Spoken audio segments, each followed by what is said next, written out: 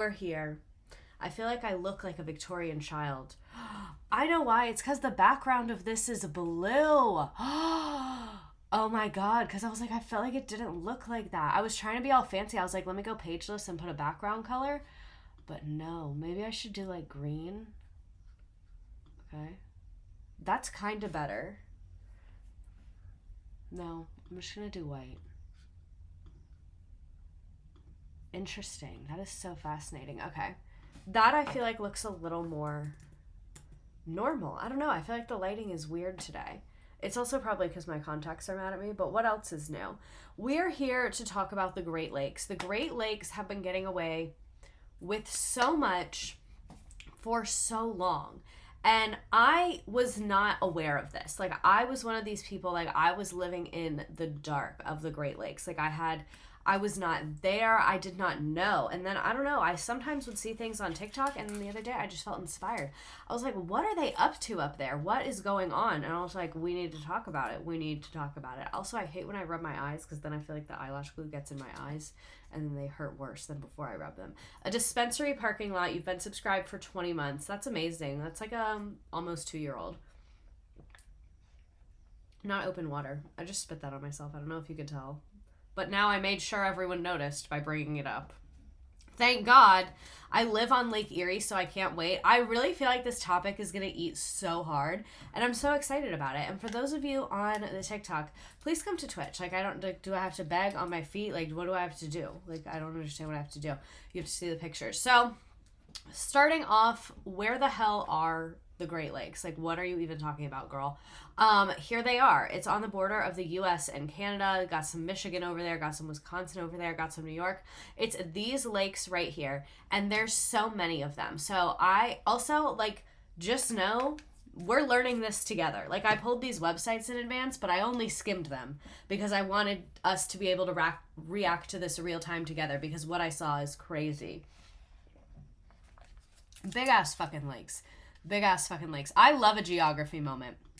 I also love this is like I hesitate to say I'm into science because I'm into science up to like a 4th grade level. Like, this is the science I'm into. Like, once we start putting like heavy math into science, no longer into it. So like, I like science like this. I don't want to do the chemistry formulas. Don't ask me about physics. I took physics at a Christian private school because at real school it was hard and I did not want to do that. Because I had a couple friends that were in the grade above me, and I was like, y'all seem like you're fighting for your life in physics. So I was like, let me just take it in summer school at this Christian private school, and that shit was a joke. That school actually lost their accreditation, but I still got to keep the credit because my regular public school had signed a thing saying that they were allowing me to take that physics class. And I still remember it was like the first week of school. I would have to go. This is actually the school that Tasia Alexis went to, if you know who that is on TikTok Vine. She went there like full time, I think, though. But anyway, I'm diverting from the point. That is also a diversion from the Great Lakes. But anyway, I used to go there once a week, and they would give me packets, and then I would do the packets, and then I would come back.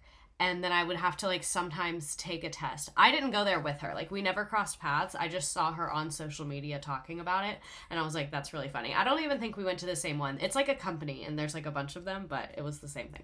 But anyway, I keep burping because of the Capri Sun. The first question on my first packet there was, God is the creator of the universe, true, false, in a physics class. And I was like, I'm gonna put true because I would rather get this right than an actual physics question, but I don't like it. So anyway, now that we had 4 minutes of me giving some random lore, let's talk about the Great Lakes again. We're back to it. So the part that is wild about the Great Lakes to me is that they connect with the Atlantic Ocean. We really must have partnered with Canada on that one. But yeah, they're big as fuck, and let's just go ahead and get started. We're going to get started with America's #1 textbook, Wikipedia. We love Wikipedia around here. They're called the Great Lakes of North America. They're a series of large interconnected freshwater lakes. So I'm kind of stupid, but it connects to the ocean, but it's freshwater. I guess because it's so big, like, the salt doesn't get over there. Probably. That's what I'm going to go with. There's 5 lakes: Superior, Michigan, Huron, Erie, and Ontario. They're in general on the Canada border, like we said. They are the largest group of freshwater lakes on Earth. On Earth. Look at them literally from space. Why do they have lines on them? Is that something weird happening with the camera? Like, not to sound like a flat earther, but this looks fake. Like, again, I have a whole stream about how flat earth is bullshit, but I'm not gonna lie, this looks a little fake to me. I want to see, like, the borders superimposed on this. Like, is it upside down? Moderate resolution imaging. The lakes are so Gorgina. Yeah, lakes flow into the ocean. Okay, that makes sense. The ocean's not flowing into the lakes. Got it. They lie in separate basins, but they form a single naturally interconnected... We're really reading right now. Like, these are words. Body of fresh water within the Great Lakes Basin. As a chain of lakes and rivers, they connect the East Central to North America. Like, this is all pretty basic stuff. They're deep as hell. That's terrifying. Look at the surface area. 9,000 square miles. I want to look up how many football fields you could fit in the Great Lakes. How many football fields fit in the Great Lakes? If no one's measured this, I'm going to be mad. Also, I feel like I'm so bad at typing because this keyboard is different from my keyboard at work. Okay, so this is talking about how deep they are. That is so deep. Oh my God, we can't even get into the depth right now. I have a whole thing on that, but we are. So let me just show you what I'm looking at and stop gatekeeping. So depth-wise, it's the football fields like this. Like, this is the football field. Take it like this. Put another one like this. That's how deep it is. No.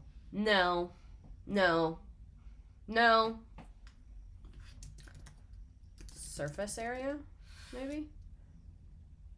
Great Lake. No. How big are the Great Lakes surface area? That's really grammatically incorrect, but whatever. 94,000 miles. I don't like that. What state size is that? Like, I want to compare it to something that I know. How many square miles in... What's like a small state? Like a relatively small one. Do the color by Lake Chicago. It's almost too blue. I have a whole photo series. I'm excited about it. I don't know. What's like a small state? Say New York. That's like, I feel like a medium-sized state. It's almost double New York. It's almost double the square miles of New York, you guys. I really need everyone to fathom that. How long would it take to drive across New York? Double that. That's the Great Lakes.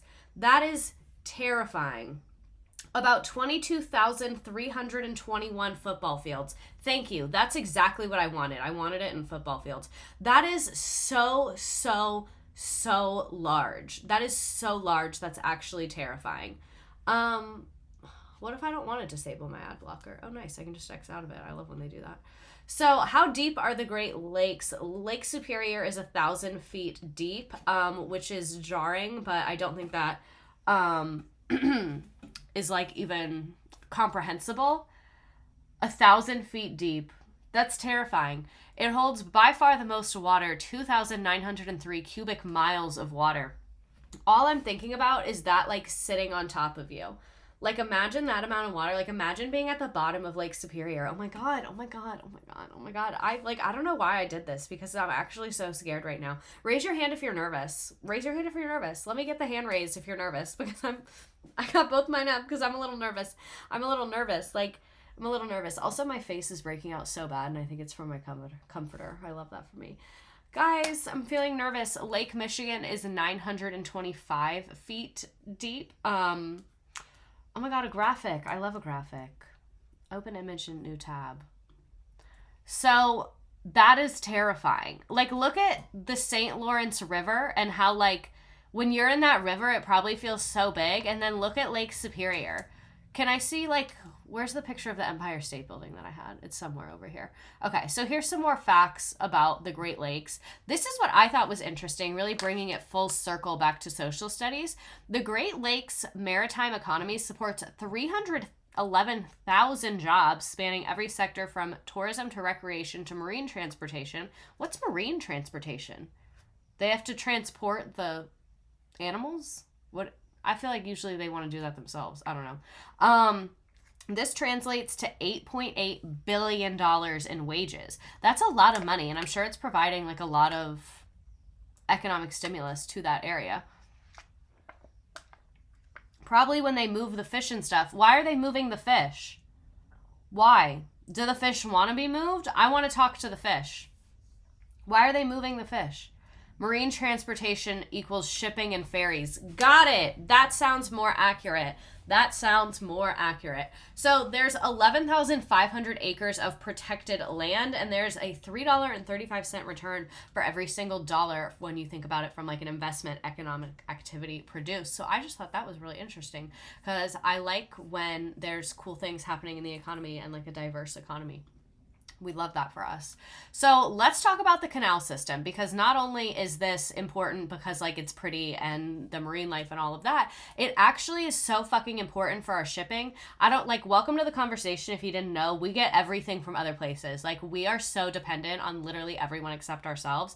And there is a canal system that like connects the Atlantic Ocean. So that's like a lot of the shipments we get from Europe. So think like your BMWs, your Volkswagens, they are getting here probably, I don't know, through the St. Lawrence River. We need it. And it's crazy that it's so old. And then when you think about it, it's really not crazy that it's so old because like America was founded as a company. We know this. America is a corporation. Like it was the Virginia Joint Stock Company. And we're surprised we don't have health care. Anyway, so America was founded as a corporation, so it literally makes so much sense that one of our first priorities as a country was to build this canal system and like get the shipping going. And then this area was also really big in like the fur trade with the French, and like there's just a lot going on there. And I just think canals are so interesting because I think canals are so important for so long, you know, like when they were built in the 1800s, obviously we've like updated them and shit. When they were built in the 1800s, they were like super important for shipping. And then today they're super important for shipping. Like they've been such a consistent piece of our infrastructure in a way that I really just haven't seen with other things. Like trains used to be super important in our infrastructure, and they're still important, but not nearly as important as they used to be. You know what I'm saying? You know, I don't know. So anyway, here is the St. Lawrence River. So here are some of the lock systems up in here, and then the red dots are all ports. That's tons of ports. So look, like this is going into Minnesota, Wisconsin, Michigan. And can I just say, what's wrong with Wisconsin that Michigan has that little piece? What happened there? Wisconsin, like get your defenses up. What happened there? That's really not adding up for me. I'm sure it was probably because like as we settled eastward, maybe it was faster for them to go that way than like all the way around the bottom of Lake Michigan, and they like people were over there is what I'm guessing. Again, no knowledge of that. But Wisconsin, you got to claim that back. Don't bring that up. It's a sore subject for Wisconsinites. I would like, okay, my statement on the hate speech that I put forward. I'm sorry, Wisconsin. I did not realize that, like, clearly it's a thing that, like, you went through. That must have been traumatic for you. Can we watch a sunset on the live harbor cams? Ooh, that's nice. So anyway, there is the ports and the lakes and all of that stuff. We should watch a sunset at the end, remind me. Unless we get aggressive and end up going up to like midnight, which honestly I probably could because there's just so much to talk about with the Great Lakes. So anyway, this is the part that's crazy to me, is the change in elevation. So if you don't understand what like canals and locks are, it's basically like an escalator for boats is the best way I can describe it. So there's the Atlantic Ocean. So I'm looking at this picture right here. I just like put the little thing about it because I always forget you guys can't see my mouse, which is so rude and so nasty and so annoying. the Atlantic Ocean, like, she's pretty low down. Like, she's sea level. Like, that's low. Like, land is high, sea is low. That's why the water's down there, because water flows down. You know what I'm saying? This, again, 4th grade level science is the max that I go to. So, there are lakes on the land, but the lakes are higher than the ocean. But if you fucking notice, Lake Superior's deeper than the ocean. It's deeper than the Atlantic Ocean. I'm sorry. Look at that. Why is it deeper than the Atlantic Ocean? I know that it's not deeper than the deepest point of the Atlantic Ocean. Like, I have more brain cells than that. But the fact that the Atlantic Ocean right there is shallower, that's what's getting me. Like, I know if you went far out, it would be deeper. Like, the Marianas Trench, the ocean is deep. I know, the ocean is deeper than Lake Superior. Did that rhyme? Anyway.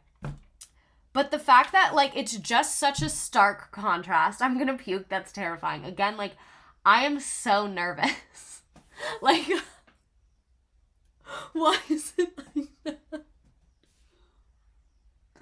It's creepy. And then I really don't like Lake Huron, because why is Lake Huron like that too? Why is it so skinny? You guys have just been living there? This is crazy. Lake Erie is, like, less terrible. Lake Ontario, I am a little bit okay with. Huron is a baby. Okay. And then Lake Michigan is, like, next to Lake Huron, and Lake Michigan's deeper. It's really weird. They were dug by a boatload of ice. Oh my god, I didn't even think to include why they were here, how they got here. Nature's just such a mystery to me. I'm like, yeah, it's here, I guess. Doesn't Huron mean ferret in Spanish? Why? Maybe. I don't know. I'm late here, but as someone who grew up in Michigan, I'm so hyped about this stream. If you grew up in Michigan, you're strong, because this is terrifying. So anyway, back to the canals and the escalators for the boats. So from sea level to the top of Lake Superior, that's a 60-story building. Think about how big a boat is. Like, think about, let me show you. I know some people are afraid of boats, so don't be scared. But maybe close your eyes. I don't know. Shipper. Container ship. I need to find a good photo for you so you can really understand how big boats are that go through here. Container ship. Size. Okay.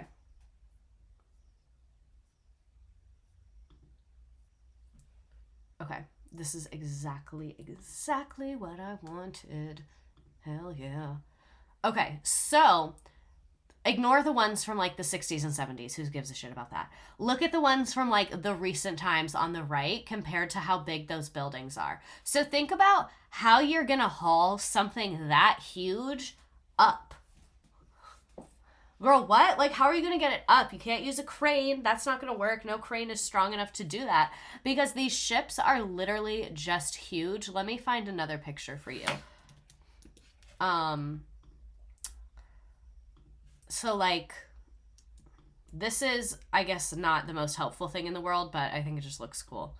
Look at the old container ships compared to the new ones. So just to give you context, every single one of those boxes is what goes on an 18-wheeler. So like when you're driving down the highway and you see the big like metal chunk on the back of an 18-wheeler, that is what each one of those little boxes is. So like that's crazy. This is, okay, like this is so scratching an itch right now. I love talking about infrastructure with people because Americans are so like, our government gatekeeps us from our infrastructure so hard and it's like really removed from people's day-to-day life. But like when you really start looking into it, our infrastructure is crazy. Like how we get our stuff. I know it's so jarring. It's so jarring. I see why the bridge in Philly collapsed. Exactly. And then all these conspiracy theorists are like, see, the bridge just sucked because they didn't want to build a good bridge. No bridge ever is designed for that to hit it. That's crazy. You don't hit the bridge. That's like the whole thing. Yeah, they should have had like little things around it. I'll give you that one. But the people that were like, the bridge should have held up. Girl. Something about large cargo ships is so spooky. So yeah, they have to get the fucking ships from the Atlantic Ocean all the way up to Lake Superior. So how the hell do they do that? Let me show you how locks work. Let me find it. Locks Canal explained GIF. There's a really good GIF for this. Okay, So basically, here it is. This is of the Panama Canal, but a canal and locks kind of work the way you think. Like, they're very similar from place to place. They just, like, are different heights and layouts and things like that, but the basic concept is the same. So what is happening here is the boat goes in, I used to live like right there by the Miraflores locks. Anyway, the boat goes from the ocean into the lock, and then they pump water in. So like they're grabbing water, and then as the water goes up, like the boat goes up. So imagine if you like put a rubber ducky in the sink and the sink is on. As the water level gets higher, the rubber ducky is going to go up. So they're like using the boat's buoyancy to their advantage rather than like having the weight be a problem, because the boat is already floating. So like rather than trying to pick it up, they're going from underneath and just making it float up on its own by providing it more water. So it goes into like a couple compartments. You can see kind of like an escalator. So like it goes in one, the door shuts, they fill up the water, it opens, it goes into another one. Yeah. Thank goodness we're chasing the spooky lakes with the scary boats. But yeah, so the Great Lakes like have a lot of these locks in them. You can see there's like a couple different ones here. So I wanted to kind of look at this a little bit. So Great Lakes waterways, this is a picture of it. So like this would be the part where the boats start to enter. Like there's the Atlantic Ocean. They go in because they have to like pay tolls and shit like that. And then here's a map of it. So that's cool. But yeah, you get the picture. There's a bigger map that you can see everything. Again, with the sea profile and the depth is making me so uncomfortable. So this is the history of that canal system, because that is kind of crazy to me. So 300 years of history. Oh, right. I just wanted to go through this. So in 1680, which is crazy, Dolier de Casson, I don't know, superior of the Sulpician Seminary in Montreal, could you have a longer title, begins trying to build a deep canal to bypass the Lancet Rapids between St. Louis and Montreal. The canal was finally completed in 1824. So they started in 1680, but clearly it took a while. And then the Royal Army started working on it. I guess that's why they finished it. 4 small canals on the North Shore. They're building more canals. You get the point. And then in the 1820s, Schooner Anne and Jane completes the first transit on the partially completed canal. So in the 1820s, they're getting boats on it. So that's what I was telling you. Like, these have been around for a really long time. And you can see in the 1840s, they open more. And it just kind of goes from there. And then Canada joins in. You can see, and then it gets into, like, the modern age of the canals. But from what I wanted you to gather, they're very, very, very, very, very, very old. So this is like a huge part of our economy, which makes sense, that like big $1 billion number we said earlier. I can't even remember what it was. So I also wanted to show you some photos because they're actually just like so gorgeous. These are of waves, and the waves are like kind of spooky and kind of crazy. This is the Ontario-based photographer Trevor Pottleberg. I tried to find photos from like photographers that seem like they're in that area. I didn't want to just like get like stock images. I think there's some that we'll look at, but we're going to look at a couple different photographers. I didn't research them at all, so I don't know if they'll rip you off or they're good or not, but I liked the photos, so I just wanted to kind of give them a shout out for that. People surf on Lake Superior. That's so jarring. So that wave is very large. Look at this. This looks like the ocean. Why is this a lake? It was during an intense windstorm in the fall of 2015 that I first witnessed the powerful waves Lake Erie can generate. Lake Erie is the shallowest and warmest of the 5 Great Lakes, and the waves I capture on the lake are generally twofold. There are main lake waves, which are generated from strong winds that whip under the water, and there are secondary waves that are created when these waves crash into barriers near the shoreline. That's huge! I don't even have something for scale. The beaches will be closed to the public for cleaning and testing. Wait, what's happening? The frozen Lake Michigan waves in Chicago are always crazy. Lake Erie gang, rise up. I'm proud of you, Lake Erie. This is insane how huge these waves are. That's really pretty. I've gotten frostbite twice while out shooting and now have permanent damage in both my hands and feet. They're good, but I don't know if it was that serious. I am super sensitive to cold now and have to be extremely careful when out shooting during fall and winter months. It looks like the ocean. This is crazy. Right? What the hell, Trevor? What the hell, Trevor? Like near Traverse City in Grand Rapids gets crazy in the winter. So yeah, there's more wave photos. Look at that. I kind of want to print these in my house, but then I would just think about how scary the lakes are. That one is gorgeous. Look at the way like the light is casting on it. Very Gorgina. So this is this other guy. Who is this? I should have tried harder to find women. Thomas J. Spence Images. Just some general photos of the Great Lakes. Oh yeah. So these are more like less professional, if you ask me. But some of these were really gorgeous with like the rocks. Like it really does look like the ocean. And then the frozen. This is from April 2022. Winterling Dongder for a spell last spring. Lake Superior National Forest. It's so clear. Look at it in Minnesota. I don't know why. I always feel like lakes are kind of dingy. Probably because the lakes that I grew up going to and still go to are very like muddy and dingy. But this is beautiful. Like so gorgeous. So gorgeous. Great Lakes ice surfers. These are the sky, so that's cool. Rocks, that's cool. And then look at the first few snowfalls. Like look at the trees. Like this is very much out of a movie. I guess it is like probably one of America's like most beautiful and important natural wonders.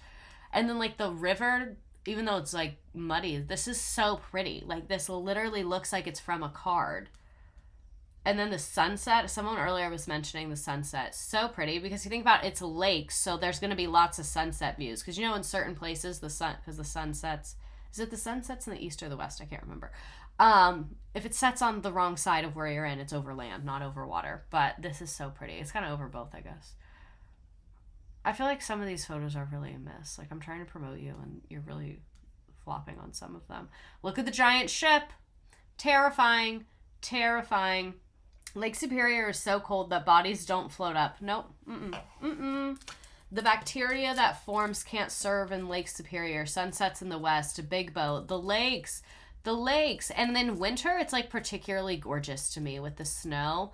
And then like this area of our country just seems beautiful. I feel like America is like actually so crazy from a nature perspective. And we just think of it as like so bad. But like I think we just all really need to go outside. Like not to negate everything around, but like we really have a lot going on nature wise. And then the lights, it's so gorgeous. Same spot, different day. It's a favorite location. I can see why. Look at that. I love living here. I hope it stays good forever. Wait until you experience lake effect snow. I don't want to experience that. I'm okay. Y'all can enjoy that. Just keep that far over there. People are rock climbing. That's terrifying. Hope you're trained to do that. But yeah, we'll cut it there from his photos. Maybe not. They're so pretty. Ancient Pueblo pyroglyphs, snakes and spiders in the Utah skies. Oh, this guy is also out in Utah. But a lot of those are of the Great Lakes, as you could tell. Now it seems like we're getting into his Utah era. So, this is more photos. This is from Joe Braun Photography. Again, I should have tried harder to find women. This is like a very specific style that I know a lot of people have a lot of feelings about, photography-wise. But I thought some of them were really pretty and like captured some of the really interesting like geographic features. Like this one specifically of Turnip Rock. This is in Lake Huron, east of Port Austin. This is just really cool. Like when you see the layers of the rock and think about how like rocks are formed over time, it's just very interesting. Again, with like the rocks and the sunset. You've been to that rock?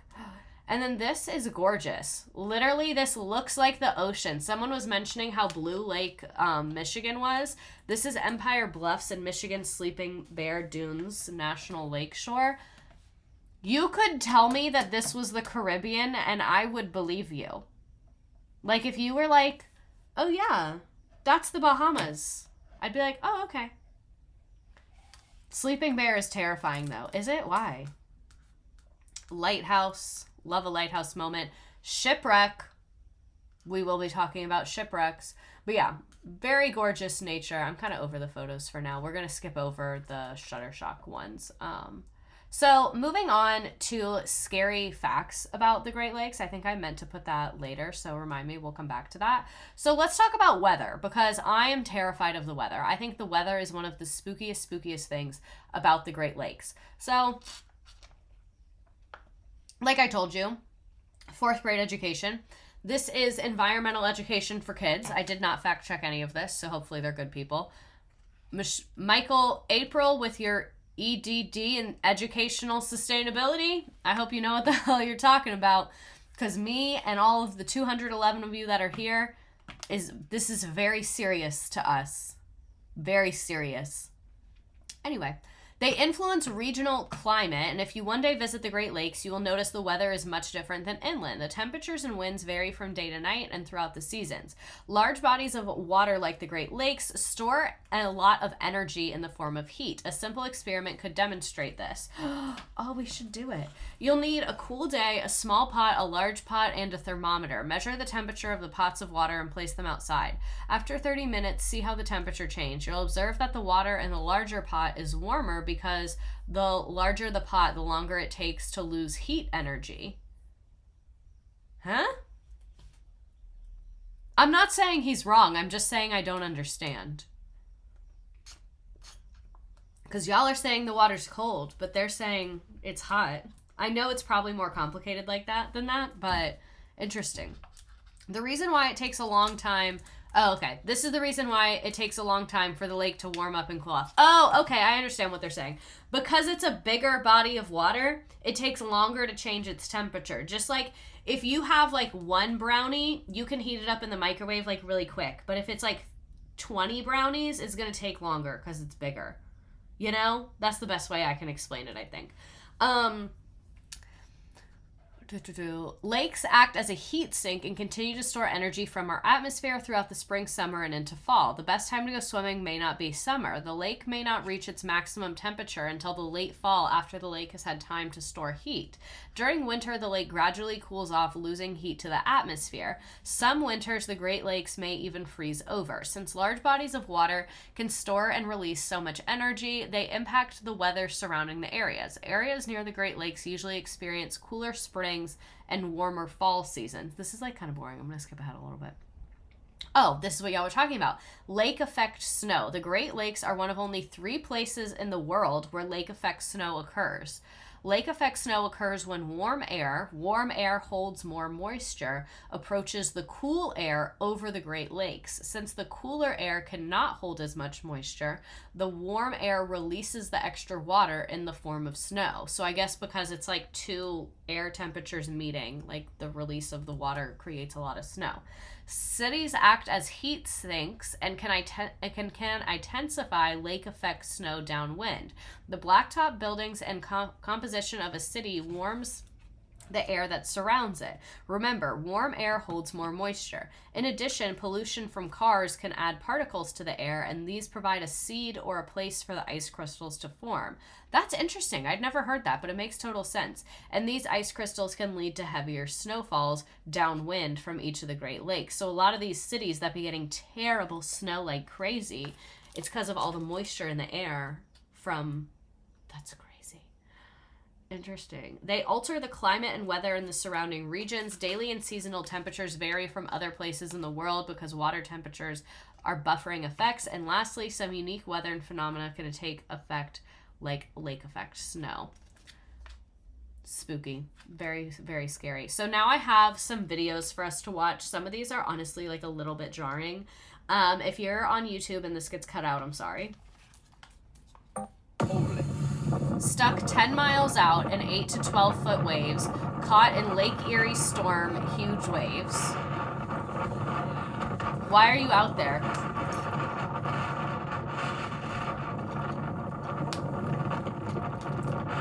No, but we love the snow.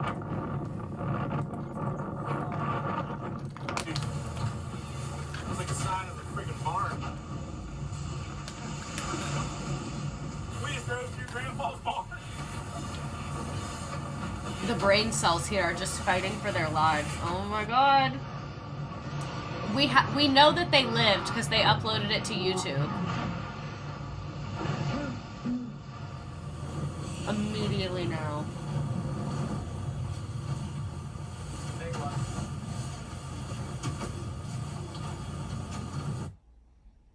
19-foot waves. Yikes. Absolutely yikes. Someone who said to look up the ice balls on the Great Lakes. I want to look this up. They said they roll onto the shore. Ice balls in Lake Michigan.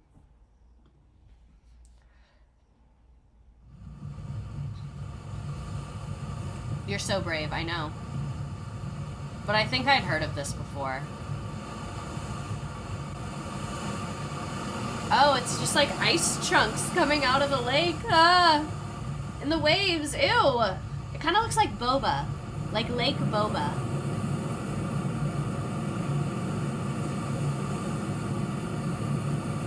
That's odd. I don't like that. Massive Lake Erie storm. This is 23 minutes. We're not going to watch the whole thing. Okay, to the people with their surfboards, I don't think that the paramedics should be responsible for rescuing you. I'm sorry, I'll say that. Why do you have surfboards? Look at this. This is a lake. Again, to reiterate, this is not the ocean.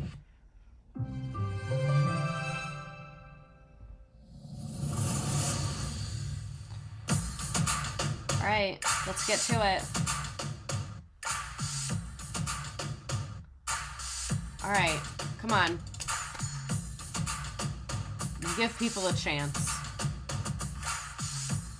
You know what? I changed my mind. This intro goes hard as fuck. Right, good morning. It is Never mind. Sunday, I take it all back. the 15th of November, and today Is he we're British? expecting a good storm. Oh no, he's Canadian. Got it. I feel like they just wipe out and hit a concrete slab. Exactly. I'll show you the little beach here. The water's quite low at the moment. There's no storm surge as of yet. The water's just slightly Storm touching the surge wall behind us. in a lake. We have quite a lot of In a beach, lake. but I'm sure that's going to change in the next couple of hours as the wind shift happens around about lunchtime, which should force the winds to come and the water to come right over this way.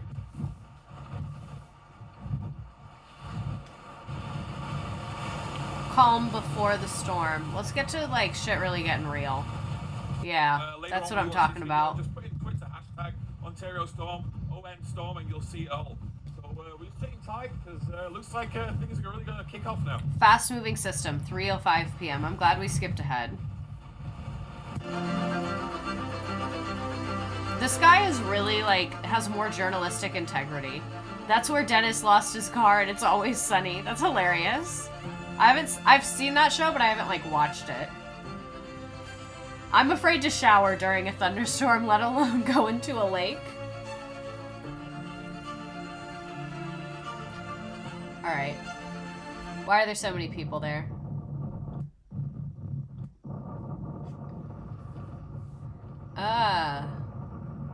It just literally, it's so much giving ocean. Like, the waves are so large, and it really is giving ocean. This man is crazy, and I'm glad he recorded this. Look how high the water is. That's what I mean, like, it's a lake. Why is the water level varying that much? Why are there so many people there? That, like, go home. Go home. There's literally... I'm sorry. This is poetic. The no parking sign and people parked there during what looks like a deadly storm. You're not supposed to park there on a normal day. And on today, of all days. Too many people to get out safely, exactly. Not gonna lie, I would drive out there in a storm to feel something. No, Crab Mommy, no. No sense of self-preservation. The rules are just guidelines. People like you stress me out. We'll all have more fun if we follow the rules, okay, you guys? Why are they all there? I'm okay with the vlogger being there because he's, like, contributing. Beach now gone. This is a lake. This is a lake. This is literally Lake Erie. Lake Michigan has undertow and people will get swept in it. This is terrifying. Okay, I'm gonna move on to someone else's video. That was helpful though. So this is about a scary storm from 1913. I did not watch this in advance, so I don't know if any of this is true. No lake master can recall in all his experience such a storm of such unprecedented violence with such rapid changes in the direction of the wind and its gust of such fearful speed. That is from the Lake Carriers Association in 1913.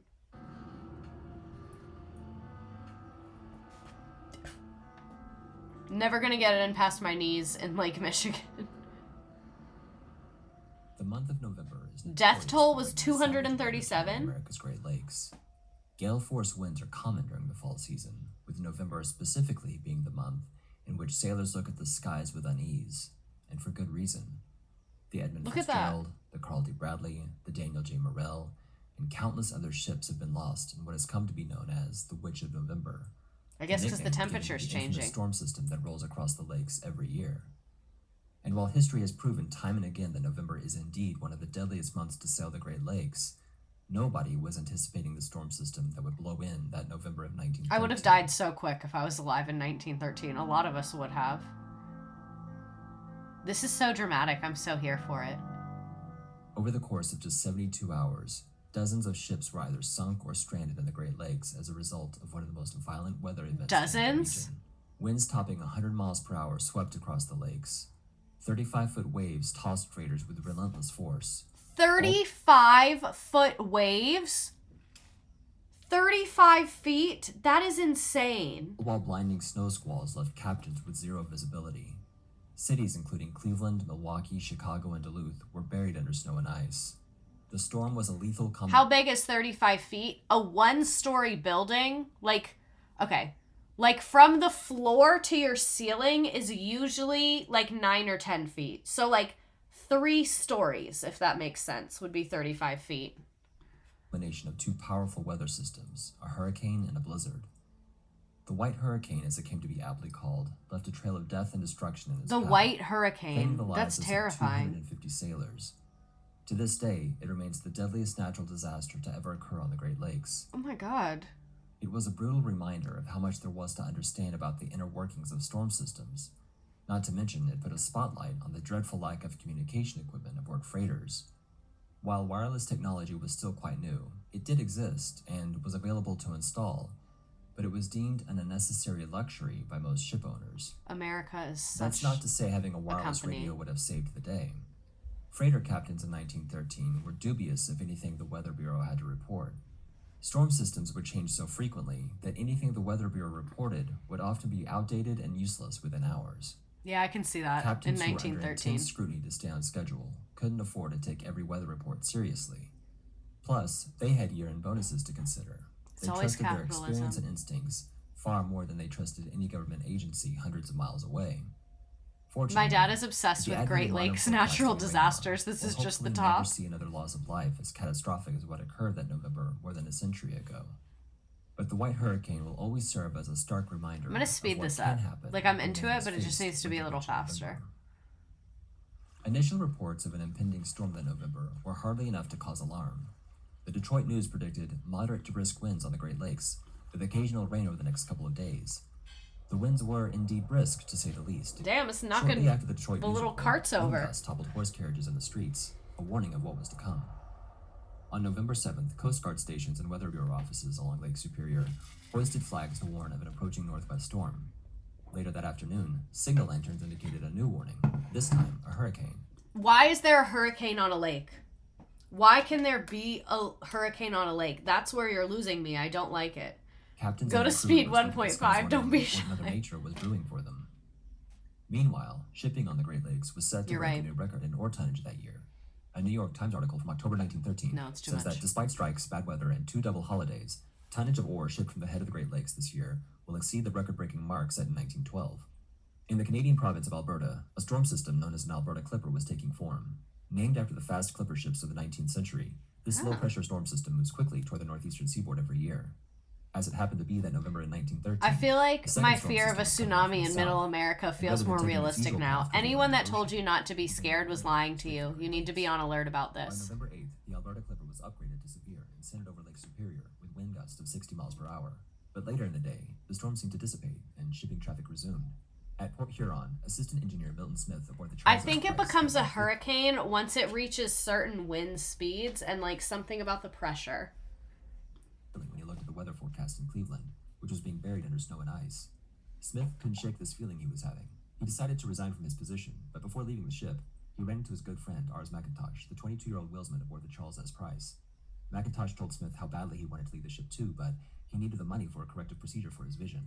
I guess I'd better stick it out for another trip, said McIntosh. Yikes. So long, sailor. See you in Port Huron. You won't. Ars's body would later wash ashore in Ontario, where he would be identified by his brother and uncle. On Sunday, Yikes. November 9th, the second storm system coming from the south intensified and was moving far too fast for the It's weather also how they reports to keep up. spin, yeah. And even if they could, many freighters at the time were not equipped with wireless radio. Ships that had already left port that morning were about to be blindsided by the convergence of these two massive systems. Temperatures suddenly dropped into the single digits as colossal waves slammed into the ship. That's terrifying. Freighters caught on Lake Huron took the brunt of nature's fury that night. Captain Archie MacArthur on board the Isaac and Scott found himself caught at the epicenter of the great storm. Captain MacArthur was rarely dissuaded by bad weather. 4 years earlier, during the Isaac's maiden voyage, he plowed through foggy weather conditions, determined to stay on schedule for his first run on the new ship. As it happens, he also plowed into another ship, which sank in 3 minutes, killing 14 of the 24 crewmen. He sank a ship that killed 14 to 20 of the 24 crewmen, and then he's back out on, I was about to say on the ocean, on the lake, which is insane. His actions resulted in the deaths of 14 crewmen and caused $30,000 in damage to his new ship. Didn't seem to deter the owners. He remained in command of the Isaac until that fateful November day as he watched the monster waves overpower his ship. That's Despite terrifying. measuring 524 feet and being loaded with thousands of tons of coal, the ship eventually capsized and sank, taking all 28 crew with her. MacArthur's body would wash ashore a month later in Ontario, still wearing his life preserver. His ship would not be discovered for more than 60 years. Wait. A month Eventually later? capsized and sank, taking all 28 Oh, because crew. it's cold. MacArthur's body would wash ashore a month later in No, Ontario. because the water was cold. That's why his body was still there a month later. Immediately no. Still wearing his life preserver. His ship would not be discovered for more than 60 years. 60 years to Woman find the lost in ship? Charles Price, also sailing on Lake Huron, was capsized. Photographs show part of the ship jetting out of the water, but its name was concealed. A diver from Detroit eventually went down to confirm that it was indeed the Price. After a week of cleaning to the surface, the last of the trapped air leaked out of the Charles S. Price, and she slipped from view to make her final descent. That's crazy Other that ships it lost took that like a day week for it included to go Argus with down. 28 crew, the Hydras with 27, the Henry B. Smith with 25, the Wexford with a reported 24, the Regina with 20, the James Carruthers with 22, the Leafield with 18, the John A. McGean with 28, This is a the lot. Plymouth with 7, and a U.S. lightship called the Buffalo with 6 crewmen. Debris and bodies would continue to wash ashore for weeks. Bodies of men were found wrapped in each other's arms, frozen in clusters as they abandoned ship together. Yeah, why did he Robert say Jones, Regina still like on that? I board was the wondering if Price, anyone was going to bring that when up. the disaster struck. He was found still wearing his apron. A stewardess named Mrs. Walker aboard the Argus was found wearing the captain's life preserver and wrapped in the engineer's heavy coat, indicating that the men, even when faced with impending death, demonstrated a collective chivalry with a desperate hope that they All could save right. the one woman on board. On November 16th, 5 unidentified sailors were laid to rest in Ontario, where more than 1,400 people lined the streets to pay their respects. In one case of mistaken We are identity, going to talk about a the man named Edmund John Fitzgerald. Thompson read his name in the newspaper as among those lost on the James Carruthers. He returned home just in time to find his family holding his wake. That's His hilarious. They parents thought were, he of course, died. thrilled he was still alive, though his dad was reportedly angry about losing the money he spent on the funeral. That's such a The body dad of the man thing. that they thought was their son was among the 5 unidentified sailors buried in Ontario. All told, only about a quarter of the 250 victims were ever found. Wait, I don't In the even days know following the the song. Officials I were just trying knew to it was a understand big who was deal. I'll responsible look it for up. such a tremendous loss of life. Captains blamed the Weather Bureau for not providing adequate warnings. The Weather Bureau blamed captains for ignoring their warnings altogether for the sake of profit. In truth, it was a combination of both. Weather technology was no match for predicting the White Hurricane's next move. And freighter captains, while most of them cared deeply about their crew and the sanctity of human life, they were stubborn, and they tended to trust their instincts far more than a weather report that could change again at any minute anyway. In the end, the Lake Carriers Association gave nearly $18,000 across not that 153 much. family members of I the guess victims. back then it was more, but I Captains' still feel like families it's not received that around much. $500, while family members of deckhands, stewards, and porters would only get about $75. The Great Lakes storm of 1913 was indeed. Well, that was terrifying, but I think we get the point. That was kind of like a history detour, but back to more terrifying lakes. This is a short video. This is on Lake Superior. This is recent. This is from 13 years ago, so not super recent. The Steel Trust were responsible for those lives lost. Absolutely. And so many lives at various times of U.S. history. That is horrifying. I absolutely hate the waves. This is a vlogger as well. Did not watch this in advance, so sorry if he's annoying. Chasing 50-foot blizzard waves on Lake Superior.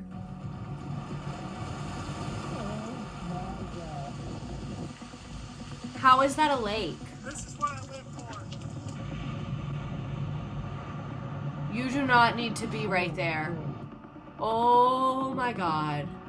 It is snowing a lot. 18,000 in 1913 is 573,000 a day. Yeah, exactly. I feel like that's not that much for how much they made. 6 or so inches of snow here, but we're making good time.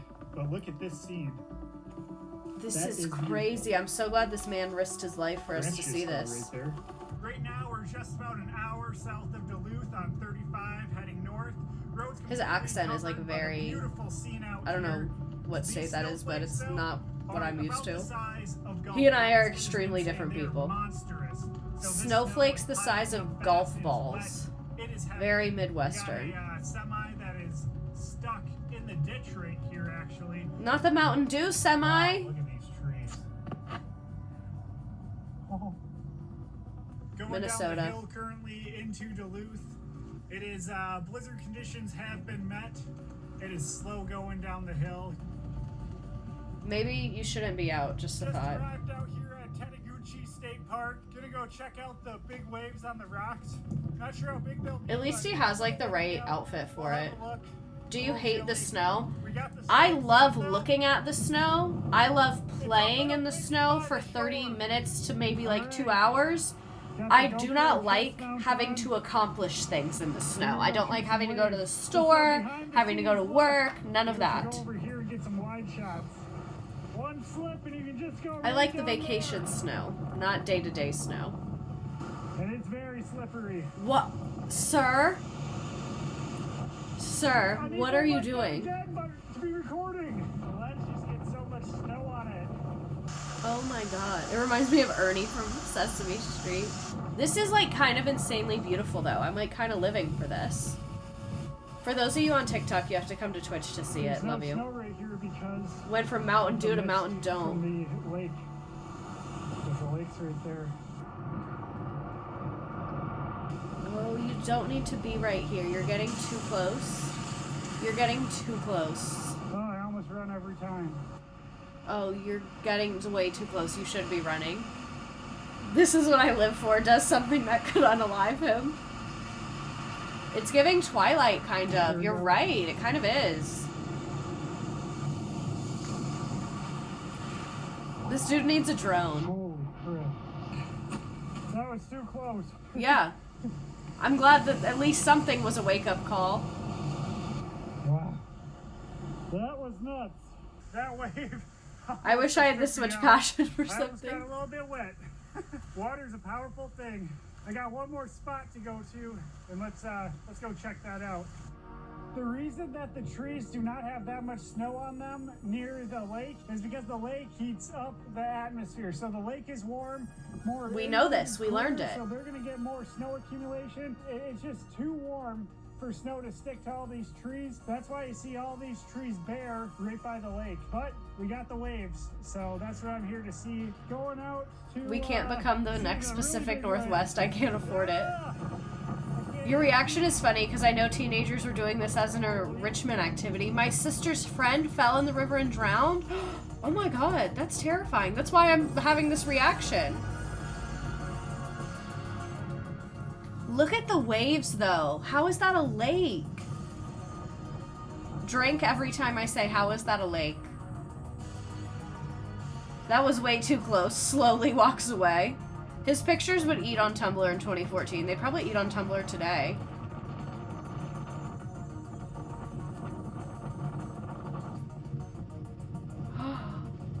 Just like how much water that is crazy. Why are you right there? I'm so mad he's right there. I'd get alcohol poisoning. Yeah, that was a joke. Don't actually do that. I cannot see. It's like sleep. It's melting my eye. And it hurts a lot. Not and it hurts a lot. Waves crashing. Oh my gosh. This is what I live for. Not saying it was good, but this is an average Midwestern experience. The amount of ships that are down there. Stop, all the ships. If you're not already, hit the subscribe button. I won't, but I really appreciate that. Tsunamis in the Great Lakes. That's terrifying. Michigan weather with Mark Torregrossa. Hi, I'm MLive Chief Meteorologist Mark Torregrossa. We talk a lot about big waves on the Great Lakes, but there are two rare types of waves that we've discovered over time. One is called a tsunami. It's not like the ocean tsunamis caused by an earthquake, but a tsunami caused by high winds from a severe thunderstorm. It's been dubbed a meteo tsunami. And the second rare wave is a seiche. That's when the water is pushed to one side of the lake, and then as the wind releases, it sloshes back to the other side. How is that different? These seiches and tsunamis. Didn't you just say that the tsunamis were caused by wind, and then you just said it's the other one is when wind pushes the water to one side of the lake? I'm so sorry, but how is that different? Have actually been LMAO at him risking his life when he says subscribe, and the answer was an immediate no. But then watch, I'll be in 20 minutes, I'll be like, don't forget to subscribe. Thanks for That was like kind of Black Mirror if you think about it. Wind push or wind stop push. deadly on the Great Lakes. In Lake Michigan, there's history of 3 deadly tsunamis, one in Chicago, one in Holland, and one in Grand Haven. Yikes. Here's an image actually of a tsunami that occurred at the Sioux Locks. Now what you're seeing here is the Sioux Locks were raised up to their highest point. See, at this that's a moment, little thing I and showed the you. tsunami pushed the water over the locks, and you can see It's not it supposed to draining do down that. below. I know it like looks Now, really not a big occasionally, deal, you'll but get that's a not seiche supposed to warning. happen. That means that some part of the lake has already experienced a seiche, and it's traveling down the lake shore. If you hear that seiche warning, now you know it's not something to mess around with. Okay, thanks. That was more educational than I anticipated. What's this? High waves up to 18 Eric. feet on Lake Michigan shoreline. Cheryl and Alan, those winds still packing up. Why do they have tonight. Eric Portions out of the there? Lakefront Trail Eric's have in been closed, and danger. There are dangers all around, but that hasn't stopped many from taking in the spectacle. Hey, Jones, welcome back. A pleasant lakefront stroll it was not for many who came out to usher in autumn. Immediately It's no. crazy. You can barely walk straight at all. Why are you We tried to there? Make it further down, like to the pier, but it was just too much. In Whiting, Indiana, the roiling waves spilling over onto the boardwalk. From Chopper 7, the waves massive and fierce. Paul and Marcia Bannock watching wisely from their car. The water just looks unbelievable, almost frightening. And only in a hoodie. That's a real Midwesterner. This is extreme for this lake. In Chicago, some learning What- the hard way to what is avoid that the man lakefront doing? trail. Thankfully, this jogger wasn't hurt. And there were other dangers. The extreme I'm sorry. conditions We need to wasn't run that hurt. back. Avoid the lakefront trail. This is extreme. I need for to this see lake. that. In Chicago, Look some at learning him. the hard way to avoid the lakefront trail. Thankfully, this jogger wasn't hurt. And there were other dangers. The better extreme run. conditions spawning water spouts. At Oak Street Beach, wave goodbye to equipment from the Lakefront Cafe. But some, including this surfer, Wait, finding comfort the from the equipment. Lakefront Cafe. No, not the But restaurant some, including equipment. this surfer, finding comfort in the chaos. I'm tired of the In surfing. Rogers I'm Park, tired all of it. this hitting literally too close to home. Every once in a while, when they get to this point and a little bigger, all of a sudden, when they hit our seawall, which is very solid, all of a sudden you feel the building rock a little bit. Oh, that's Back in Whiting, terrifying. with conditions unforgiving, the Bannocks were still in their car. Do you plan on going out and taking a stroll? Oh, heck no. There are only a couple of times I've ever seen it this bad. That is very terrifying. So let's talk about some of the frozen weather. We've talked about this a little bit, but this is a gallery of the Great Lakes freezing. The Guardian, I'm so sorry, I'm not giving you money. This is from 2015. These are like kind of really gorgeous, but also very much terrifying. Is that like from space? I'm trying to figure out what exactly I'm looking at here. Lake area is seen in a satellite image more than 90% frozen again. This is from 2015. This is, I don't know, is that someone's like backyard hockey thing? Oh, why does it look like that? Why is it circles? Why is it circles? Oh, and you graduate with your associates next Friday? I'm pumped to be done. Ran over here as soon as my real class was over. Congratulations. I like the no diving. That's a good juxtaposition. Here is a satellite image of Lake Superior. That is insane, especially because we know how big Lake Superior is. That's absolutely terrifying. Is that like the sunrise over Lake Michigan? The fog over it is jarring. But yeah, look how frozen it is. Ontario is a little less frozen, but still pretty frozen. And then the youth playing pond hockey as the sun rises on Pigeon Lake in the region of Lake Ontario. So they live in the knockoff lake, I guess. But yeah. Oh my God. Look at the pier. That is so spooky. This is the pier in Chicago. Oh, that's so jarring. That looks post-apocalyptic. I can't even tell you why. But that was the Great Lakes frozen. Here is some of Lake Michigan frozen. These are Getty images, but Like, look at, this is a famous one of the St. Joseph Lighthouse. Oh, it doesn't let me open it in that thing. That's annoying. Bye, Getty Images. You're not giving me what I want. So here's some more. This is an ice tsunami, I think. Oh, no. Immediately no. Immediately no. Immediately no. Immediately no. The wave just crashing into ice chunks. Immediately. Not an ocean. I cannot reiterate how it's not an ocean. Like, that is a lake. That is supposed to be like a calmer bond structure, right? That was like really a terrible noise though. This video shows ice breaking away from Lake Michigan after a deep freeze. Stop! Oh my god, why is it so spooky the way it just like grabs and goes? Why is that so scary to me? It's like, bye. Bye. Bye-bye. I've never seen how that gets there. That was kind of cool. And then it like is slowly breaking off after that. I want to watch that again. That was crazy. Look, it's going to split. Literally, it started with a little crack like in Ice Age. Imagine if it actually moved that fast, right? I wonder how long this is. Like, it's a time lapse, but I wonder like how long. You know what I'm saying? That's crazy. Oh my god, the ice. The ice, I guess that's the next day.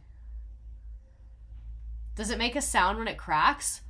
Oh, I bet it's a really scary one if it does. And look at all the ice like just dissipating. That's like so crazy. Nature is crazy.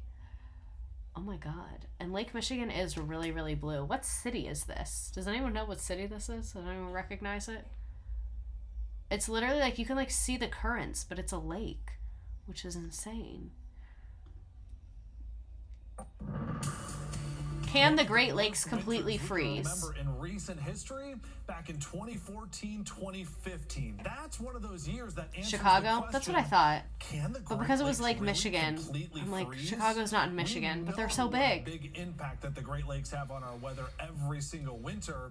But this is one of those that's very tricky to answer because, as far as we know, the Great Lakes have never 100% froze over. As far as you know. Awfully close, and one of those years oh, was I just back broke in this that plastic super thing I was winter, playing with. almost a decade ago now. I love how everyone immediately responded Chicago. We don't see it freezing. A lot of it comes down to the depths of the lake. Look at Lake Yeah, Michigan we kind of already know this. I like don't really feel like we need to watch that. What is this? Time to show you some of the Great Lakes nearly completely frozen over. Nearly. Says Comcast's $45 billion deal to this buy is Time from Warner 2014. Will be a test of its CEO's clout. Brian Roberts of Comcast is an ally of President Obama. Regulators plan to look at the merger closely. The Louisville Courier-Journal reports on efforts to save 8 vintage Corvettes. Okay, so they mislabeled this video. Good for them on that. Clearly, I'm really hitting them hard here. So now that we know how terrifying the weather is, I wanted to get, okay, I want to see how much we have left. I wanted to get to shipwrecks because like we've mentioned a couple other times, there's been many, many shipwrecks in the Great Lakes. So let's just go through the wiki. This is Lake Superior. So we're just going to scroll and we're scrolling and we're scrolling and we're scrolling again, just Lake Superior. So now we're up to 1905. All of these previous ones, oh, they don't go in order. That's really annoying that they don't go in order. But still, that's a lot. Okay, that's what I wanted. Sunk date. There we go. Starting in 1816, we're going. 1905, we're still going. Only in 1919. Lumber hooker, unfortunate. Look at all the pictures of them. Womp womp, 1920s, still going strong. Had a bit of a break in the 30s because of the Great Depression, I would imagine. Still going. The Edmund Fitzgerald was in 1975. We'll open that up. I think I already have a tab on it. Lake Huron, lots. Let's do the sunk date how I like it. There we go. Lots. So many shipwrecks. So many shipwrecks. Lake Michigan, boom. Even more. So many. Yeah, it's happening. The wreck of Edmund Fitzgerald. We have otters. Lake Erie, more. You get the point. There's a million shipwrecks. This is Shipwreck Museum. This is the Great Lakes Shipwreck Museum. So I just wanted to kind of see what they have going on here. I don't really actually feel like going through this, but we are going to talk about the Edmund Fitzgerald. So this is the Great Lakes Shipwrecks maps. So the maps of the Great Lakes shipwrecks detail one of North America's biggest graveyards. Oh, we can listen to it? I don't think that's a good idea.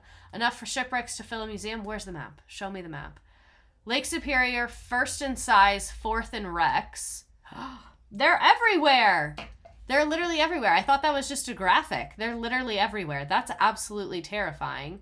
Lake Huron, magnet for shipwrecks. There's so many. Why are we still putting boats on them? I think the lakes are being really clear that they don't want us there at all. What is this? Oh, this is from Reddit. Sometimes I forget how insanely large, deep and terrifying the Great Lakes are. Oh, this is a GIF or a short video. That's terrifying. Storm on Lake Erie. Not sure how that got in here. That was supposed to be in the weather portion. But anyway, more than 15,000 people attended the Edmund Fitzgerald christening and launch ceremony on June 7th, 1958. But another thing I thought just said 1975. Is this a different one? Oh, that's the link to ceremonial ship, whatever. SS Edmund Fitzgerald. What year was it? Okay, so it was ordered and laid... Oh, it was launched then. I understand. I thought for some reason it sank on its first trip. I don't know why I thought that. That was the Titanic.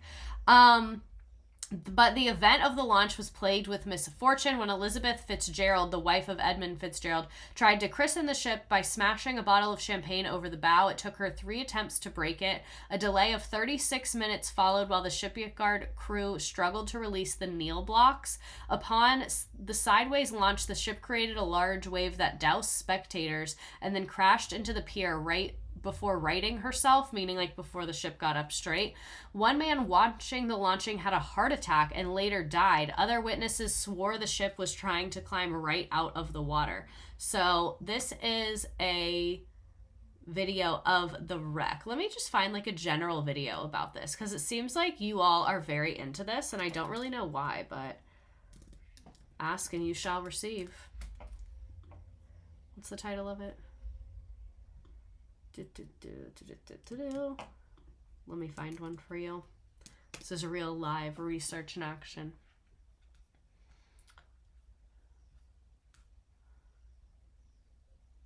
Oh, that's the song. Why are some of them 30 minutes? Okay, we'll watch this one, a short documentary. It's 10 minutes. Perfect. The story of the Edmund Fitzgerald, a fascinating horror.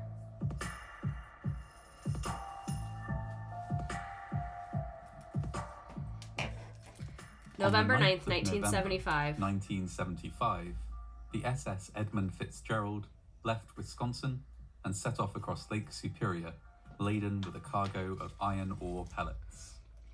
It was a journey the cargo freighter had made many times before, but this particular sailing would be different. The Edmund Fitzgerald would never make it to its planned destination of Zug Island near Detroit, and neither would any of the 29 crew members on board. Construction of the Edmund Fitzgerald began in 1957. Oh, I like that they're going back to the construction. And was completed the following year. The freighter was, at that time, larger than any other on the Great Lakes, measuring as it did 222 meters or 729 It was delivering to U.S. Steel from bow to stern. This gargantuan vessel was owned by the Northwestern Mutual Life Insurance Company.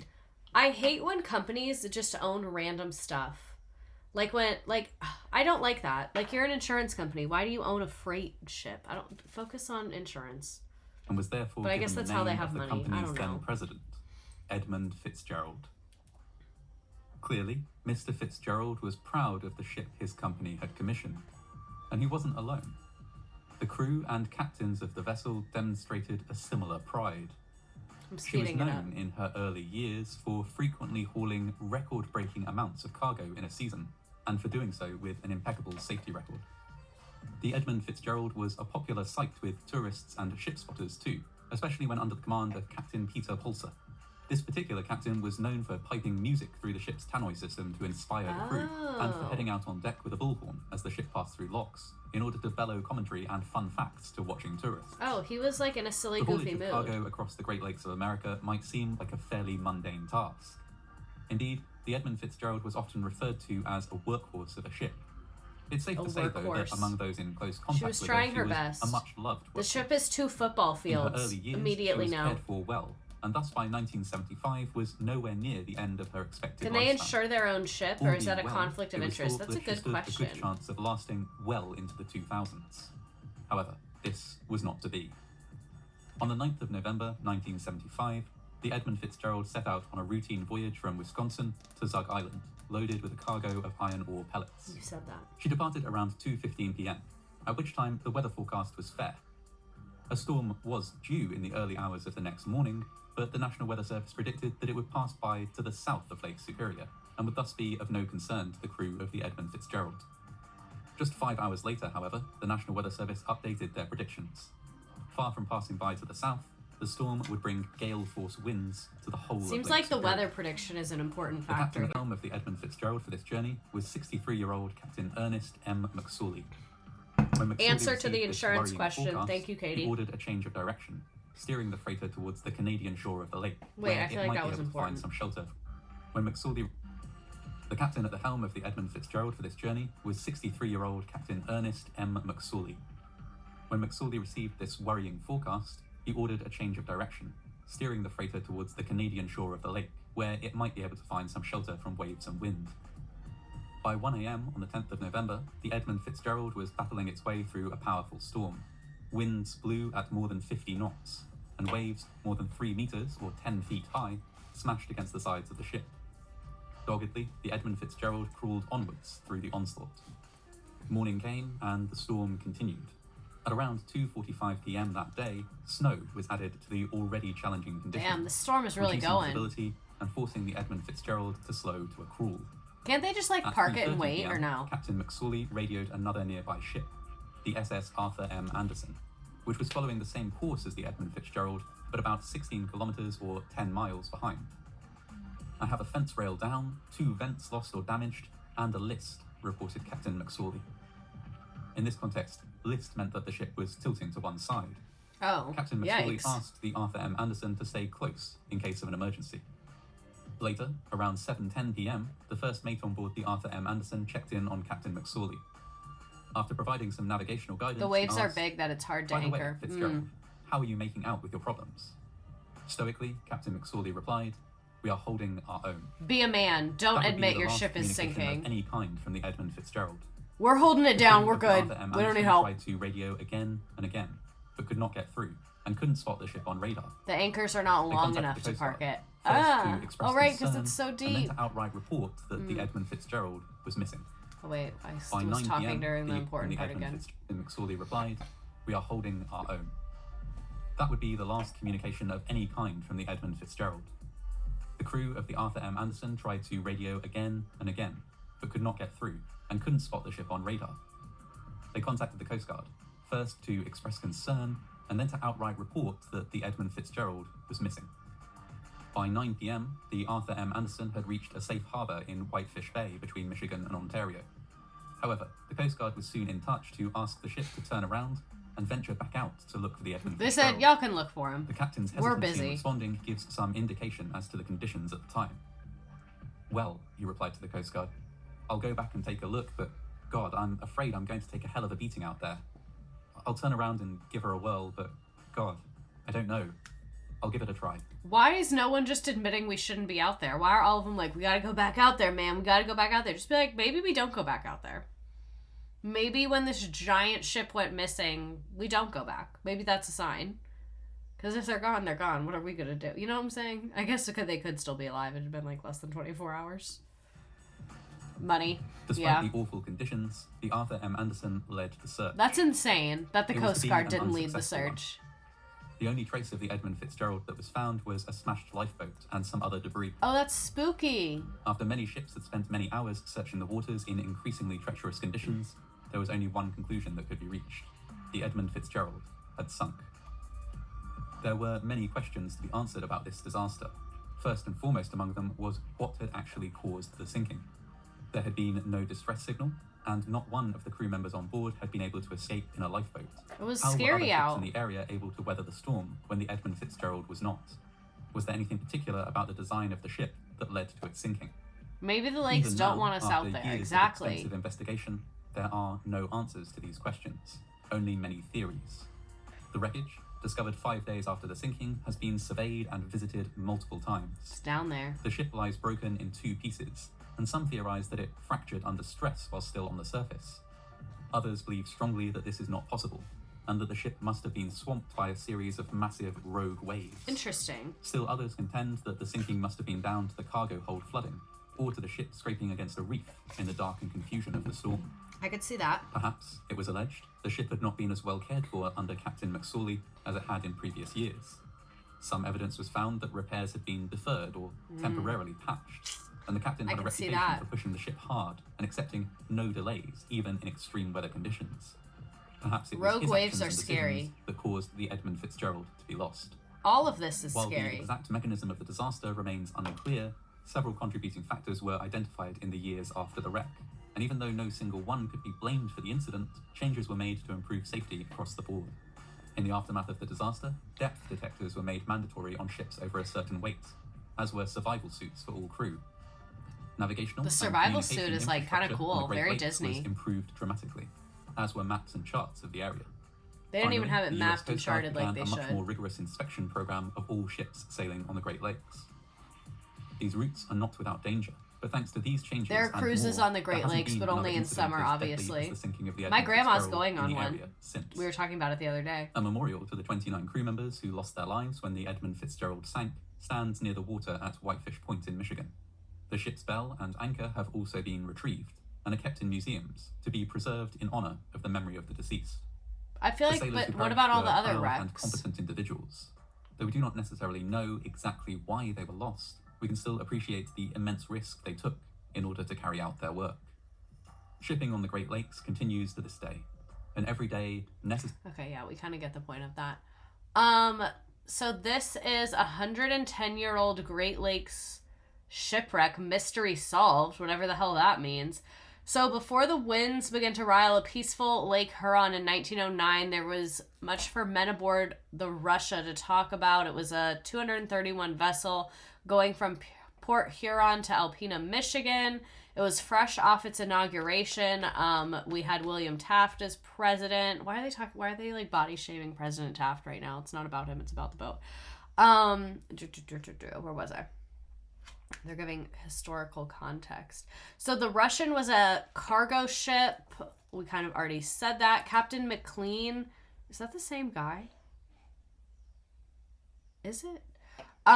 Captain McLean left Alpena in Duluth, Minnesota on the western end of Lake Superior, blah, blah, blah, blah, blah. The Evening News reported weather conditions rapidly intensified. That appears to be the biggest thing. I don't really feel like reading this whole thing. That's really, really, really, really long. That appears to be the biggest thing, is that like the weather just changes extremely, extremely quickly there. Let me close some of these tabs. Do a virtual tour of Great Lakes shipwrecks. This is the one that I wanted to do. Goodbye. Indiana's Department of Natural Resources. Is it going to work? Let's see if it works. IndianaShipwrecks.org. Yep, take a virtual tour of Indiana's shipwrecks. This is what I'm talking about, baby. This is so Leslie Knope core right now. View the 4 ships. Let's look at Car Ferry number 2. I hope it gives me information about it. Hell yeah, there's an information button. The weather changes every 5 minutes. That's terrifying. That is so terrifying. Okay, that one is kind of not giving what I wanted to give. So Car Ferry number 2 was constructed in 1865 by James Davison and was built at West Bay, blah, blah, blah, blah, blah, blah, blah, blah, blah. It sunk in 1906 when it capsized off the entrance to Chicago Harbor. Captain O.C. Olson was in command when they started taking on substantial water. So, okay, cool. That's the information. What's this? Oh, I don't want that. Basic, plan, textured? I don't know. I don't know what I want. Oh, it's like pictures. I understand now. Metal cable tie. This looks like it's really just like one little piece of it that they found. I'm going to go see some other ones. J.D. Marshall. I understand why it's taking a while to load. If we see bodies, I'm running. I don't think we would on the Indiana Department of Natural Resources website. The J.D. Marshall sank in 1911. 4 lives were lost. It was sent out to Lake Michigan and sprung a leak. So this is the hull planking underneath, hull planking and the hardware from the stern. A lot of these are really old. Cut propeller shaft. How do I get like in there? I want to be like in there. How does this work?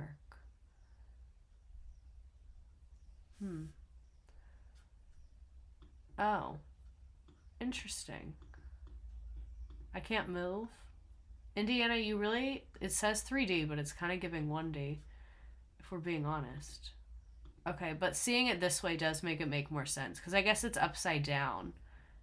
Oh yeah, and then there's that little gear thing. Okay, we saw that. I feel like we're on a field trip. We kind of are. We are on a field trip right now. Oh my god! Why is that man here? Sir? Sir? Sir, what's going on? Okay, I want to see a different boat. I want a boat that is more recent. That's like less falling apart. I'm gonna Google some. Okay, now that's what I'm talking about. There we go. We figured it out, people. This is what we wanted the whole time. Let's see if I can get it to do it for the other ones that we... Okay, yeah. So these first two were like kind of a little bit trash. Moving on to the last one, jump scare men. Why would a man be there? There equals the bottom of the Great Lakes. This is this website, Indiana Department of Natural Resources virtual tours of the shipwrecks. Obviously. Look at that guy. Wow. Wow. Okay, so there's the bow of the boat. The bow is the front. It really is. I don't know why every picture surprises me that I'm like, oh my god, the boat is underwater. Like, I'm shocked every time. You're shocked? The boat is underwater in the Great Lakes and you're shocked? The back of that boat is like kind of fucked up. Let's try looking at the basic one of it. Just kind of see more structurally what's going on. You misfrizzled us. We are on the Magic School Bus right now. Okay, that's a lot. What's the info behind this guy? Marterial service, self-unloading barge. How does it do it itself? It sank in 1936. She looks pretty recent to be from 1936. Let's look at this one. Hello. This is cool. This is like kind of the best part of this. I wish more people were here. Oh, this one is fucked up. This one has been through some shit. Yeah, it sank in 1910. Oh, it was big. It was a package freighter. It looks like it was mostly wood. No wonder it's super fucked up. The fresh water plus the cold temps preserve things way better than ocean wrecks. Oh, I bet you're right, because the salt really disintegrates a lot of stuff. This is so interesting. How do I get back over here? What is that? Wreck hull pipe. Oh, yeah, I guess it's hard to see. It's like murky. This is so cool, though. I want to look at... more pictures. Great Lakes shipwrecks. Images. There's the one we were just looking at. Oh, that's like CGI. A lot of these are CGI. That's like the problem. We keep losing our ships to the Great Lakes. So just some general scary things. Just wanted to keep it scary, keep it spooky. This is from a law firm, so just know it's extremely biased. But they're talking about the most dangerous beaches around the Great Lakes. Look at how many like fatalities and drownings there are. There was a total of 703 incidents spanning the 18-year time period. Here's the totals by year. So each year, rescues and fatalities of... No, I don't have a matter a lawyer can help me with. Rescues and fatalities in Lake Michigan. Also because of algae blooms, limited access to help, underwater hazards like submerged rocks, reefs, and sandbars. Rip currents. Lake Michigan experiences rip currents. These currents can pull swimmers away from the shore, which is literally absolutely horrifying. Total rescues, 360. Fatalities, 125. That's 26.9 incidents per year, which is... The water is just scary in general. These are eerie facts about the Great Lakes that will make you shudder, so get ready to be scared. No thanks. Oh, it's a slideshow. The worst website layout. Dead bodies in Lake Superior. Lake Superior's waters are cold enough to preserve dead bodies because of the bacteria. We kind of already talked about this, which is literally terrifying. Swimming with a very fast death factor. We know how to avoid blue-green algae. Do we? When did we learn that?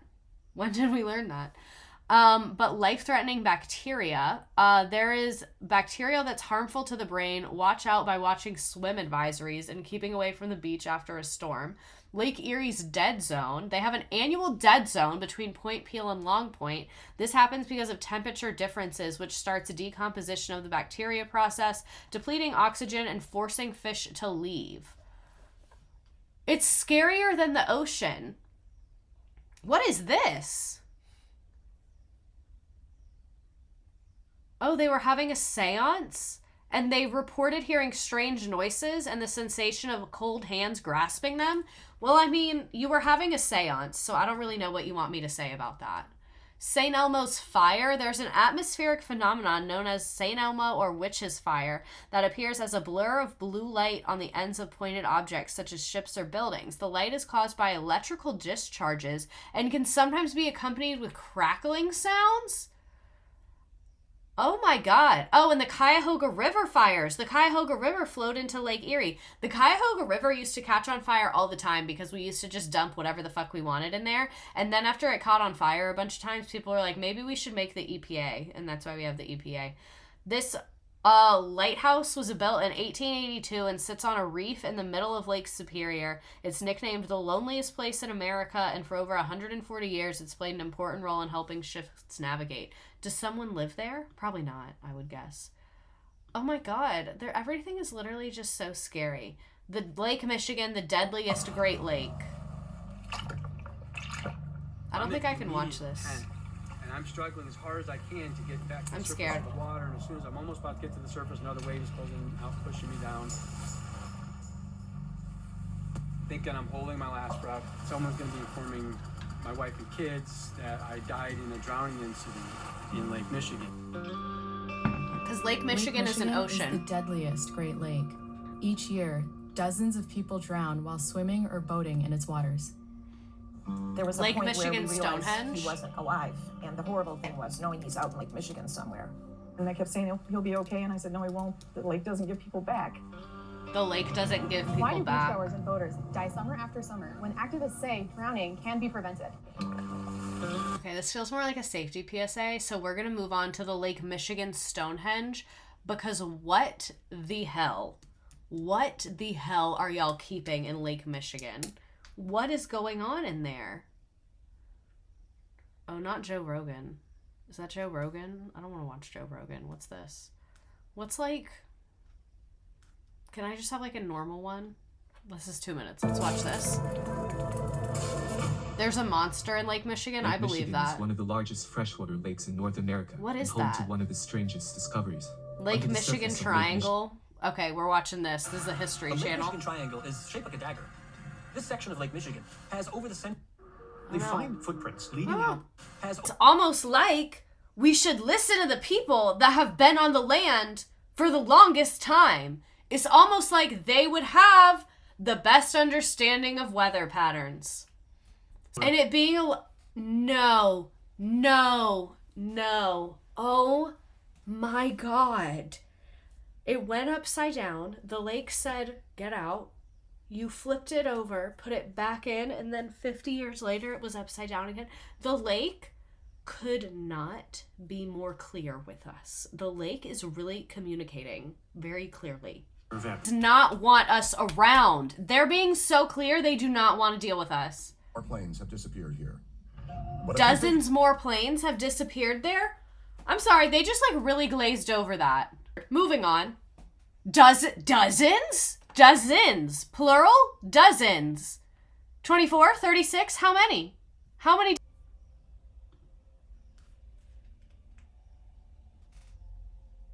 Oh my God. Oh my God, you guys. I was going to talk about climate change, but I'm just like processing that. I want to know more about the Steve thing. What was his name? Quebecy? Something like that? I'm just gonna look up Steve Lake, Michigan. This is terrifying. Michigan park rangers can't explain Steve Quebecy encounter. Kubacki. This is so terrifying. Memory loss from injury? That's what I'm kind of thinking. Did Steve Kubacki time travel through a portal? Maybe. His first interview in almost 45 years. All these videos are so long. That's how you know we're getting really deep into the internet. What happened to Steve? I want to look up pictures of him. That's what I want. This is terrifying. This is terrifying. He still hikes? I'm impressed. Oh, he's a psychologist. Yeah, I bet so. You'd need some therapy after that. Interesting. Skier lost 14 months ago. Recalls only cold and fears. Missing student hunted. I don't like that they use the word hunted. I get what they meant. Oh my god. Okay, last thing to talk about. The Great Lakes are important for the planet. So let's... Do we want to watch that? No, let's look at this stuff. So the Great Lakes and climate. This is toolkit.climate.gov. So I don't know how legit this is. The U.S. Climate Resiliency Toolkit, whatever that is. So extreme rainfall have increased over the last century, and these trends are expected. Great. Okay, so the Great Lake regions is this whole area up here, like these states from Minnesota really to New York.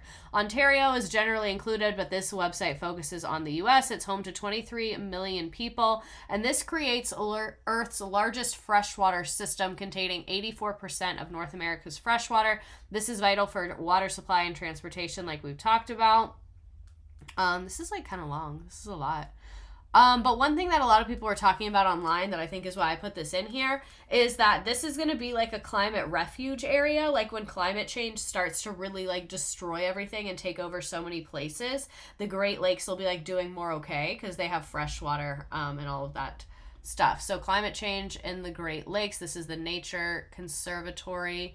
Across the ages, climate change is already taking a significant toll in the Great Lakes, especially because of the algae blooms, apparently, because the rising temperatures lead to the bacteria in the water. That's not good. And it's also drinking water, so that's also really not good. And they're starting to need to spend hundreds of $millions to repair coastal damage linked to climate change. It's going to have an impact across the Midwest, and it shows that it's going to have more storms. That's scary, especially now that we know about the storms. And then, oh, this is what I was talking about, the climate change refuge. So, water could make the Great Lakes a climate refuge. Are we prepared? Probably not. So, intrigued by warming winters, researchers from the University of Michigan set out in 1989 to formally measure this in northern Michigan. They're measuring changes in the geographical distribution of plants and animals, was heralded as significant in understanding global warming. Yeah, that's basically just what I was saying. So yeah, they're doing the global warming research there, and they'll be doing more okay. But that is really all I have for us tonight. That was so spooky and so terrifying. There was one other thing that I had on here. I can't remember where it was. It was in the weather thing, and it shouldn't have been. Where was it? Oh, scary facts about the Great Lakes. This is the last thing that we'll do. Lake Ontario is so cold it's considered lethal. Lake Superior has produced rogue waves like we talked about. These are similar to ones found at sea. They're just random huge-ass waves. This is potentially the cause of the Edmund Fitzgerald. Oh, I forgot to play you the song. While we do this last thing, I'll play you your little song that I promised you. I treat you guys like my class for real. It's really like y'all are morphing into one being, which is great. That's what it's called, Edmund Fitzgerald. Is it this? Gordon Lightfoot? That's what someone said. I'll play this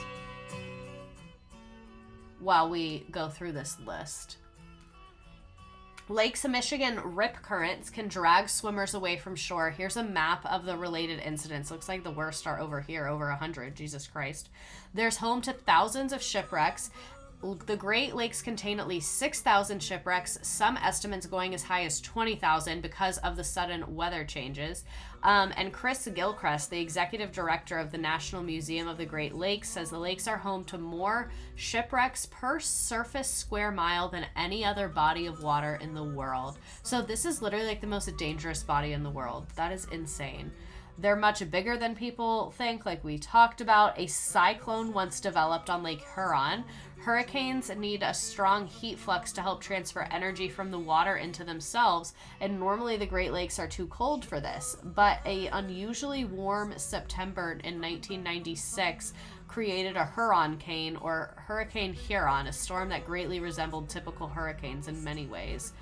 That's terrifying. The lake can spawn tornadoes. It has been the occasional source for violent tornadoes. In 1956, one destroyed the lighthouse in Grand Rapids, Michigan. I'm so glad I caught up on all your YouTube stream and could watch this live as a Michigan girly. I'm glad you're here, Little Lil. That's a fun name. The Lake Michigan Triangle has claimed multiple lives.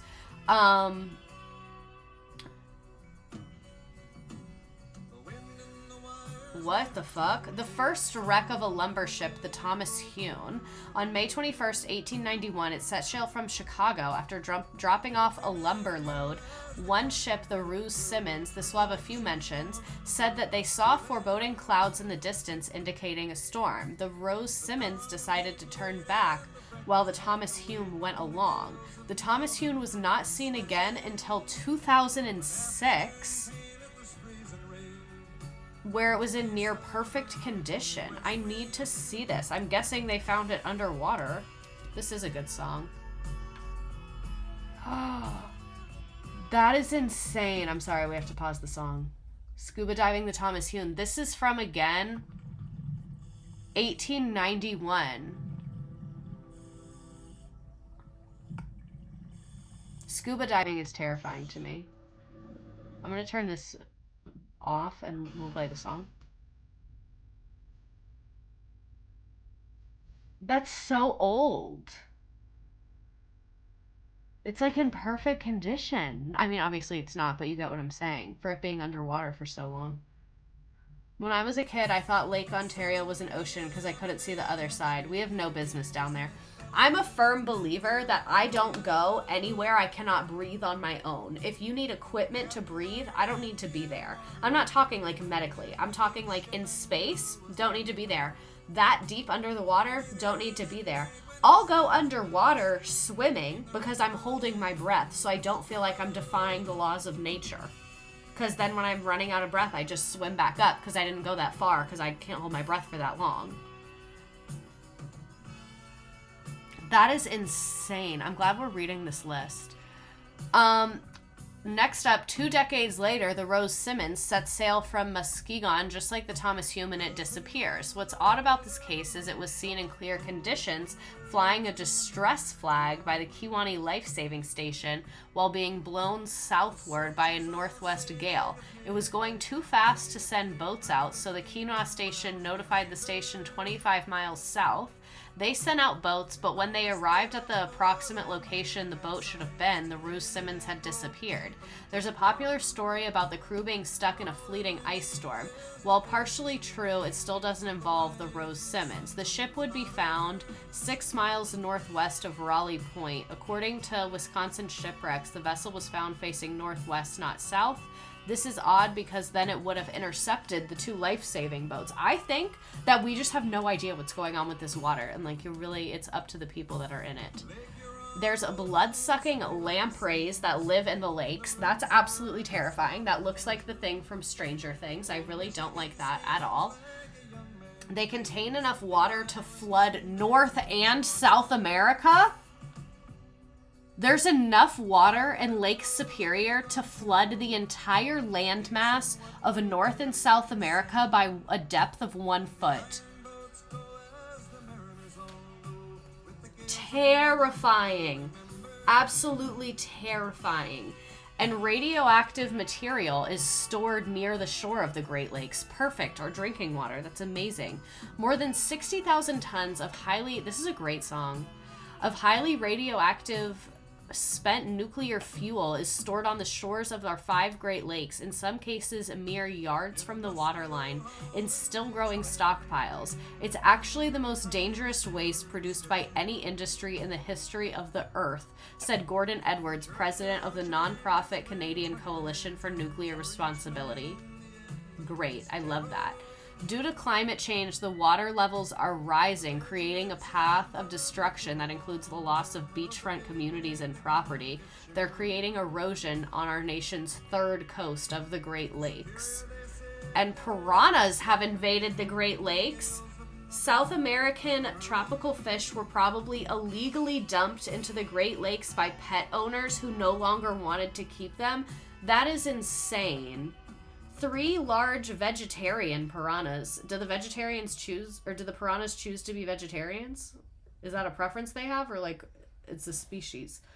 Have been discovered in Michigan, with growing concerns among wildlife about the invasive fish infiltrating the Great Lakes region.